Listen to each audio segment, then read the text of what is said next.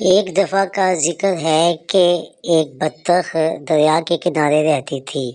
وہ بیچاری ہمیشہ بیمار رہتی تھی۔ ایک دن اس کی طبیعت زیادہ خراب ہو گئی تو وہ ڈاکٹر کے پاس گئی۔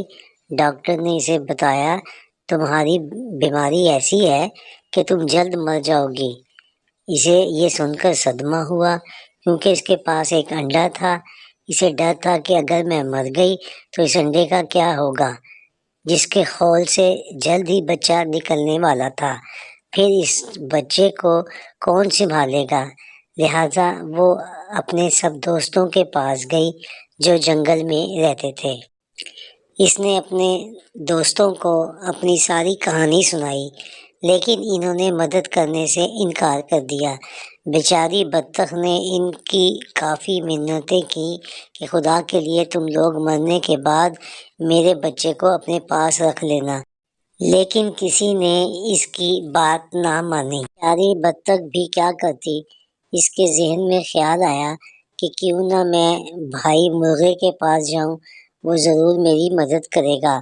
لہٰذا وہ مرغے کے پاس گئی، اسے سارا قصہ سنایا۔ مرغ بھائی، آپ میرے بچے کے ماموں جیسے ہو، پلیز آپ ہی میرے بچے کو اپنے پاس رکھ لینا۔ مرغا بولا، میں تمہارے بچے کو رکھ لیتا، لیکن میری بیگم مرغی یہ بات نہیں مانے گی، لہٰذا مجھے اب بہت افسوس سے کہنا پڑ رہا ہے کہ میں یہ کام نہیں کر سکتا۔ بطخ ادھر سے مایوس ہو کر اپنے گھر واپس آئی اور سوچنا شروع کر دیا کہ اب کیا کیا جائے۔ اچانک اس کے ذہن میں ایک ترکیب آئی اور اس نے موقع ڈھونڈ کر یہ کام انجام دے دیا اور خود جا کر ایک درخت کے کنارے بیٹھ گئی۔ بطخ کی طبیعت خراب ہو گئی اور وہ مر گئی۔ پیارے بچوں، جب مرغی کے بچے انڈوں سے باہر نکلے تو ان میں ایک بطخ کا بچہ بھی تھا۔ مرغا سب جان گیا تھا کہ یہ بطخ اپنا انڈا آنکھ بچا کر مرغی کے انڈوں کے ساتھ رکھ گئی ہے، لیکن اس نے مرغی کو بتانا مناسب نہ سمجھا۔ مرغی نے کافی شور شرابہ کیا اور بولی، میرے بچوں کے ساتھ بطخ کا بچہ نہیں رہے گا۔ مرغے نے اسے کافی سمجھایا، لیکن مرغی نے اس کا کہنا نہیں مانا اور بچوں کو بھی اس سے بات کرنے سے منع کر دیا۔ وہ بطخ کے بچے کو اچھا نہیں سمجھتی تھی اور اس نے سب بچوں سے کہا کہ اس سے بات نہیں کرنی۔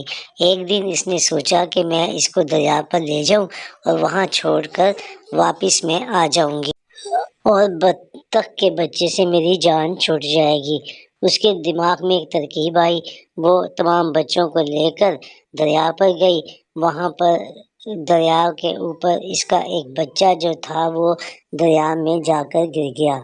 اس نے وہاں شور شرابہ کیا کہ میرا بچہ گر گیا، اس کو بچا لو۔ بطخ کا بچہ نہر میں نہانا جانتا تھا، اس نے چھلانگ لگائی اور جا کر چوزے کو بچا کر لے آیا۔ بچے کو اپنے سامنے دیکھ کر مرغی شرمندہ ہوئی۔ اس نے بطخ کے بچے کو اپنا بیٹا بنا لیا۔ پیارے بچوں، کیسے بطخ کے بچے نے مرغی کے بچے کو بچایا اور کیسے اس کا بھلا ہوا۔ اس لیے تو کہتے ہیں کہ اگر کسی کا بھلا کرو تو اپنا بھی بھلا ہوتا ہے۔